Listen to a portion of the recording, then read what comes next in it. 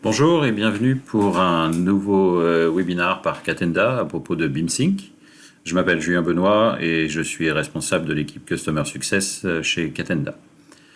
Le sujet d'aujourd'hui concerne la collaboration dans vos projets BIM et notamment l'utilisation des sujets dans BeamSync et des échanges via un format qui s'appelle le BCF, format de collaboration BIM ou BIM Collaboration Format, qui est le support des échanges et de la collaboration. Et je vais essayer de vous présenter un peu plus en détail ce que ça comprend, ce que ça signifie et comment la logique derrière ce format.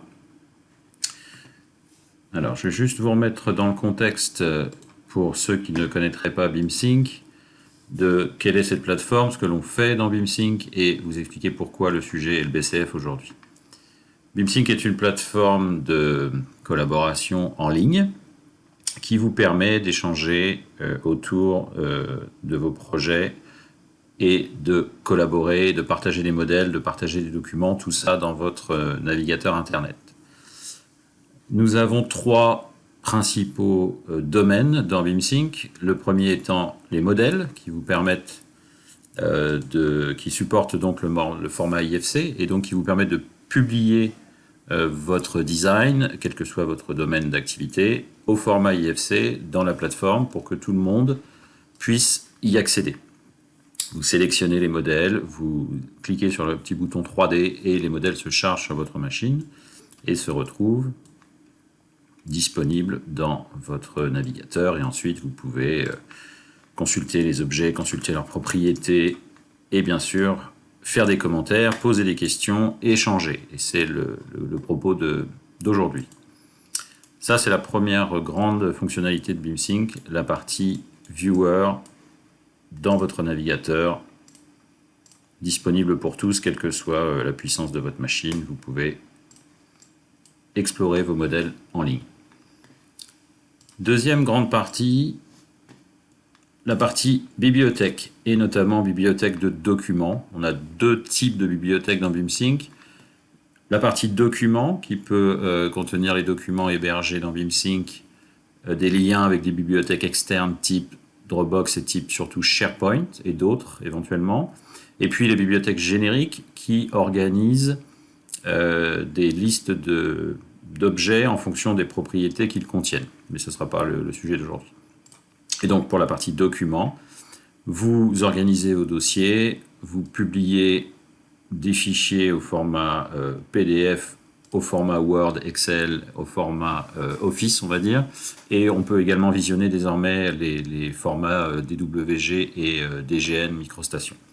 Et donc sur les documents, vous pouvez les consulter, vous avez un viewer qui s'affiche avec différents outils, et j'y reviendrai un petit peu plus tard. Nous avons aussi implémenté dans BeamSync une solution de revue et de coordination autour des documents, par le biais du BCF justement. Et le troisième grand domaine, c'est ce que l'on appelle les sujets en français, issues en anglais, qui organisent, collectent la coordination et la collaboration autour de vos projets et qui permet de faire des échanges par liste de projets. Vous voyez ici qu'on a des listes de sujets, pardon, et que dans chacune de ces listes, qui est organisée pour un thème en particulier, on va retrouver des sujets, des questions, des commentaires, des échanges.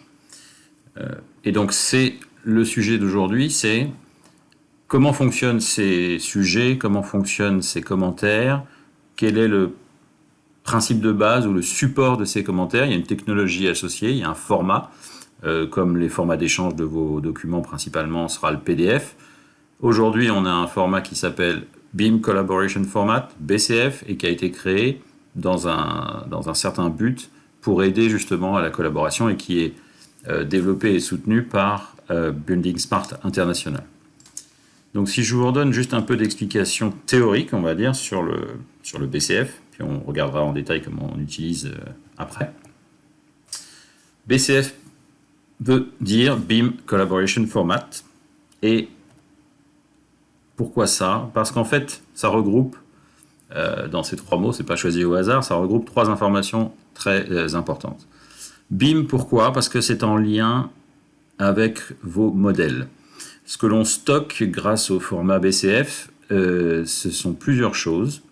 Premièrement, vous avez une capture d'écran, c'est-à-dire une image fixe de ce que vous êtes en train de regarder sur votre écran.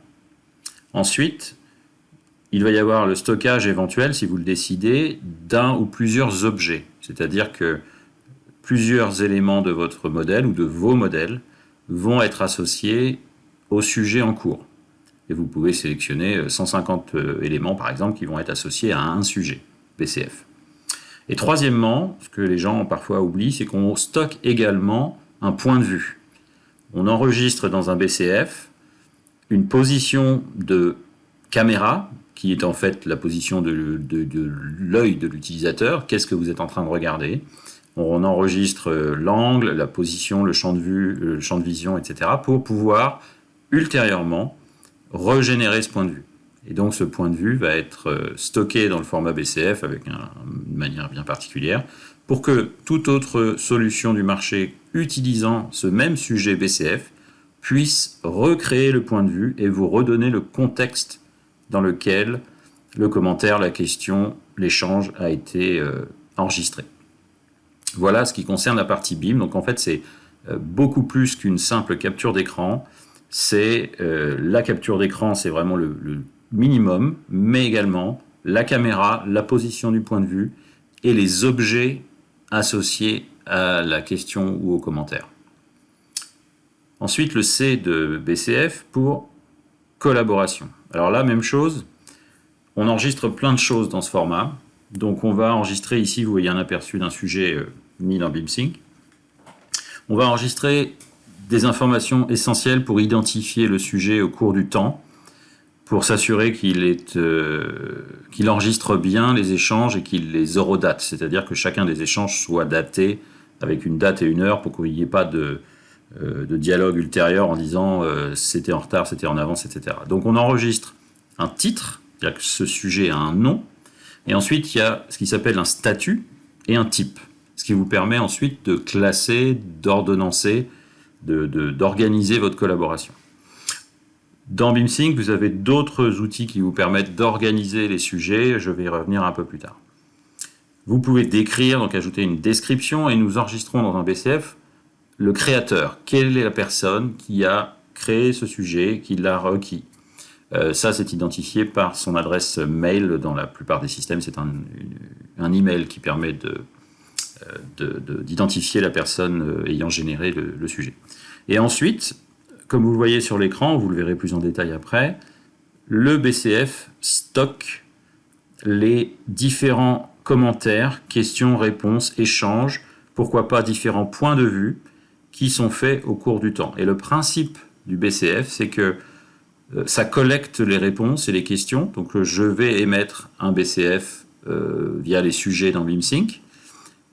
Quelqu'un qui est dans BIMsync va pouvoir y répondre, et dans ce moment-là, on stocke sur le BCF, mais on n'échange pas de BCF. Mais si les gens ne sont pas, ou si vous collaborez avec des personnes en dehors de BIMsync, ils vont recevoir un format BCF, soit sous forme de fichier, soit sous forme d'accès à un serveur BCF, j'y reviendrai plus tard, et ils vont pouvoir répondre.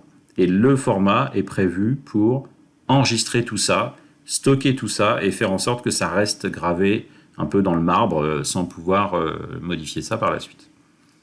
Je vais vous expliquer plus en détail quand on va le faire en pratique. Dernière chose à ne pas négliger, c'est un format. C'est un format international, ouvert, complètement partagé et disponible pour tous, et chacun est libre de l'améliorer, on va dire, et de participer à son amélioration. Et ça, c'est super important, parce que c'est la garantie que ce format est pérenne. Ce n'est pas dans les mains d'une ou plusieurs entités, on va dire, qui décideraient de le modifier unilatéralement, de le changer. Et c'est la garantie aussi que dans plusieurs années depuis maintenant, nous serons toujours capables d'utiliser ce format et même d'ouvrir des sujets et des fichiers BCF qui ont été générés 10 ans en arrière, voire même plus. Donc ce format est entièrement documenté. C'est disponible sur GitHub, ça possède bien sûr une API, tout est documenté, ça fait partie vraiment du cœur de l'OpenBIM sur la scène internationale. Et donc, C'est vraiment un format, c'est pour ça que j'ai insisté sur ce mot-là, c'est que c'est pas neutre, c'est vraiment quelque chose d'important. Et chaque éditeur de logiciel peut, s'il le souhaite, implémenter ce format dans ses solutions pour autoriser les participants à échanger et à collaborer. La liste des logiciels validés est disponible sur le site de Building Smart International, pour votre information. Voilà. Donc maintenant, je vais vous présenter comment ça se passe pour nous dans BIMsync, et puis on va échanger sur les capacités des sujets. Alors vous voyez ici, je vais vous en montrer un qui est existant, je vais en faire un avec vous comme ça directement, ça sera plus simple. Je vais afficher mon navigateur de modèles, donc j'ai plusieurs modèles d'afficher, vous voyez, là j'en ai quelques-uns, 3 ou 4. Je vais retirer le site, et je vais aller voir mon modèle, voilà. Je vais accéder à la 2D parce que moi je préfère, c'est comme ça que je m'oriente le mieux, hein, c'est que je vais faire un petit tour dans la 2D, je vais dire allez, je vais double-cliquer ici pour aller dans cette pièce, voilà, vous voyez que le point de vue 3D se contextualise, je n'ai plus besoin de la 2D, je vais fermer ça, et puis je vais faire un tour dans la pièce comme ça avec le joystick. Je vais voir un peu ce qui se passe derrière ce plafond, voilà. Donc je vois là, vous voyez, j'ai un accès à l'ensemble de la tripaille de cette pièce, et je sais pas, moi j'ai quelque chose qui me plaît pas, je vais faire un commentaire sur ce luminaire. Donc j'ai préparé mon point de vue, je suis dans le bâtiment à un endroit bien précis, et je vais créer, vous voyez sur le panneau latéral, je suis dans la partie sujet, et je vais choisir, alors, quel est le... Bah, je vais rester dans la revue de synthèse peut-être, revue de synthèse, et je vais... j'ai déjà fait ça ici, je vais la revue archi. Allez. Je vais faire un nouveau sujet. Alors, qu'est-ce qui se passe quand je crée un nouveau sujet?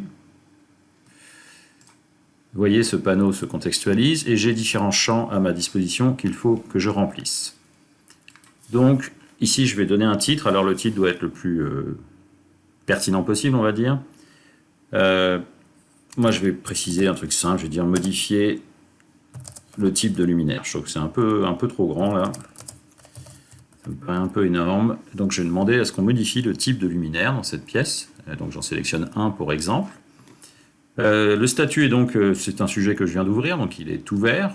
Ce n'est pas une erreur, c'est une observation. Je vais ajouter un marqueur, donc une possibilité dans BIMsync qui est assez intéressante, c'est que maintenant vous pouvez, en cliquant ici, ajouter un marqueur. Vous voyez que le plan se contextualise et on vous propose de cliquer pour dire, là, je voudrais qu'on précise en 2D que le sujet se trouve ici, comme ça vous pourrez le retrouver facilement après en utilisant la vue 2D. Toujours préciser, enfin c'est mon conseil, pour quelle date vous espérez un commentaire, une réponse, un échange, parce que c'est comme ça qu'on peut administrer les projets en disant c'est en retard ou c'est traité. Donc là je vais laisser une semaine aux personnes. Je vais l'assigner à Bianca, qui va devoir s'en charger, et je vais préciser par étiquette que ça concerne l'architecture et l'électricité. Voilà, donc vous voyez que là, on a une interface plutôt agréable pour renseigner des infos. Tout ça vient s'écrire dans un sujet au format BCF. Donc, je ne vais pas dire que c'est un BCF, c'est un sujet qui utilise le format BCF pour s'enregistrer et se stocker. Je peux éventuellement mettre une description. Voilà, donc vous voyez, si j'écris ici, je peux mettre une description, je peux ajouter... des listes, des cases à cocher, etc. Enfin, on peut augmenter un peu le niveau de détail de la description. Vous avez ici en dessous la capture d'écran qui a été faite, qui est faite de deux manières. Capture d'écran fixe avec une image, capture de l'image 3D, on va dire, avec la caméra, l'angle de vue, la position de l'observateur. Et puis, vous voyez, quels sont les modèles et quels sont les objets. Il y a un objet de sélectionner dans ce sujet. Je vais finaliser tout ça en cliquant sur envoyer, envoyer au serveur en fait, c'est pour ça qu'on dit envoyer. Et maintenant, mon sujet est créé. Donc si je referme le point de vue 3D ici, si je retourne au départ, voilà, je vais fermer la visionneuse. Voici mon sujet tel qu'il est terminé. Modifier le type de luminaire, ouvert, observation, on sait où est-ce qu'il se trouve, c'est Bianca qui est en charge, etc. Et donc, quand Bianca va être notifiée, va revenir sur la plateforme, elle va ouvrir le sujet et va pouvoir voir tout un tas d'informations. Donc ici, vous voyez, si j'agrandis la fenêtre, j'ai juste une capture d'écran, une bête image. Par contre, si je clique sur Play, je me retrouve exactement dans le même contexte, le point de vue s'ouvre et on se retrouve exactement dans le même contexte que tout à l'heure. Voilà comment fonctionne de manière générale le BCF pour stocker les sujets dans BeamSync. Nous avons également une autre implémentation concernant les documents. Je terminerai ma présentation par ça. Il y a deux moyens d'échanger les sujets au format BCF. Soit vous utilisez ce qui s'appelle un serveur BCF qui est proposé dans BeamSync. En fait, quand vous utilisez BeamSync avec les sujets, sans le savoir, vous avez accès à un serveur BCF. Donc on peut communiquer par le biais des API avec d'autres solutions, soit d'autres serveurs BCF, surtout des logiciels d'analyse ou de production, par le biais de plugins. Donc un exemple que je veux vous montrer, c'est l'utilisation de ce format dans notre plugin pour Revit. Donc vous voyez là, j'ai le même modèle au format Revit qui est ouvert sur mon poste. J'ai le plugin BeamSync qui est disponible sur l'App Store de Autodesk qui est ouvert. Et si je prends, alors j'étais dans Revue Archi, voilà, vous voyez que là je retrouve les trois sujets que j'avais tout à l'heure dans mon projet. Hein. 3 sujets ici, 3 sujets dans Revit. C'est une réplique identique vraiment dans le plugin du contenu de BeamSync. Et quand je vais cliquer sur le dernier sujet que j'ai créé, modifier le type de luminaire, j'ai la capacité, avec ce petit bouton caméra, de recréer dans Revit directement la vue telle que dans BeamSync. Voici. Alors, tel que, bien sûr, il y a des choses comme la transparence et des choses comme ça qui ne sont pas affichées, mais vous avez la reproduction du point de vue, vous savez exactement où vous êtes dans le modèle, et donc après, vous pouvez, avec un jeu de sélection, sélectionner l'objet, etc. Bon, là, en l'occurrence, c'est un peu plus différent parce que l'objet en question fait partie d'un modèle lié, donc je ne peux pas le sélectionner directement dans Revit, car c'est un modèle lié. Mais vous avez compris le principe. Pardon. Si je retourne sur un autre sujet, mettons celui-là qui a été créé avant concernant un mur rideau, si je fais la même chose, je clique sur la petite caméra, je vais recréer un point de vue directement dans Revit avec une vue 3D qui va se retrouver renommée, et voilà. Et là, dans ce cas-là, c'est un modèle qui est directement dans le fichier, donc je peux le sélectionner, et vous voyez ici, j'ai bien les vues qui ont été créées en fonction des sujets. Donc ça, la communication se fait instantanément via le biais du serveur BCF, c'est-à-dire qu'il y a une communication par API. Il est possible d'échanger par fichier, pas dans notre plugin, mais avec d'autres solutions, vous pourriez échanger par fichier. Je ne vous le recommande pas, c'est pas vraiment dans l'air du temps, c'est une perte de temps, il faut télécharger, renvoyer, il y a des risques d'erreur dans le choix des fichiers, c'est pas vraiment intéressant. Donc toutes les solutions aujourd'hui poussent à aller vers l'échange de sujets par le biais de serveurs, et donc par le biais de plugins. Et donc, vous voyez, si je devais faire un commentaire ici, vous allez voir que c'est instantané. Voilà, je m'en charge, soumettre. Donc, j'ai enregistré un commentaire, je vais revenir ici. Et donc, maintenant, si je retourne dans BeamSync, vous allez voir. Voilà, vous voyez, j'ai dit je m'en charge. Donc, c'est vraiment instantané, c'est une communication directe par API, c'est le meilleur moyen d'échanger vraiment. Voilà, donc voilà pourquoi le BCF, voilà comment le format BCF dans BeamSync. Un dernier point que je voudrais souligner, parce que pour nous c'est vraiment important, et je pense que c'est une vraie valeur ajoutée pour vous, utilisateurs de BeamSync, c'est la possibilité désormais de commenter vos documents et de stocker ces commentaires par le biais d'un sujet et donc par le support BCF. Vous voyez, par exemple, ici, j'ai un document de spécification d'ascenseur.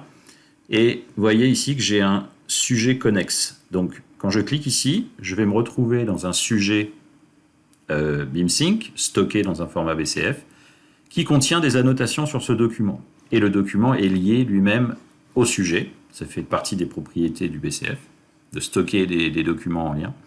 Et donc, quand je clique sur le document, j'ai une partie qui s'appelle ici « Annotation ». Et je peux donc retrouver, vous voyez, le panneau se contextualise. Vous avez exactement la même chose qu'un sujet dans la partie sujet pour la collaboration. Et je peux retrouver les annotations qui ont été prises et qui ont été faites en cliquant. Donc tout comme j'enregistre le point de vue dans la 3D autour du modèle, j'enregistre ici la localisation et le contenu d'un commentaire. Et je peux retrouver facilement voilà, quels sont les commentaires qui ont été faits, à quel endroit, à quelle page. Vous voyez, là je peux retourner sur une autre page et voir que bon voilà, il y a des petits commentaires. Et donc je peux commenter en échange, donc dire faire moi-même un commentaire en disant document revu par exemple. Et envoyer. Donc là j'ai fait un commentaire et je peux également moi-même, si j'ai besoin, faire éventuellement un commentaire graphique, faire une revue également. Donc je vais faire une petite annotation par nuage. Là, voilà, je vais faire un petit nuage de révision ici pour que vous compreniez comment ça fonctionne. Voilà, donc vous voyez, c'est stocké. Quelle page, quel est le type. Je peux dire, voilà, ce sera à vérifier. De la même manière que je le ferai autour du modèle. Envoyer. Et voilà, c'est créé. Et donc j'ai créé un processus de collaboration et d'échange autour d'un document, et non pas uniquement autour d'un modèle. Voilà, donc ça c'est une fonctionnalité qui nous importe beaucoup dans BeamSync pour que vous ayez la capacité de collaborer non seulement autour des modèles, mais également aussi autour des documents. Et tout ça est supporté par le standard BCF, qui est encore une fois un standard ouvert, international et complètement interopérable.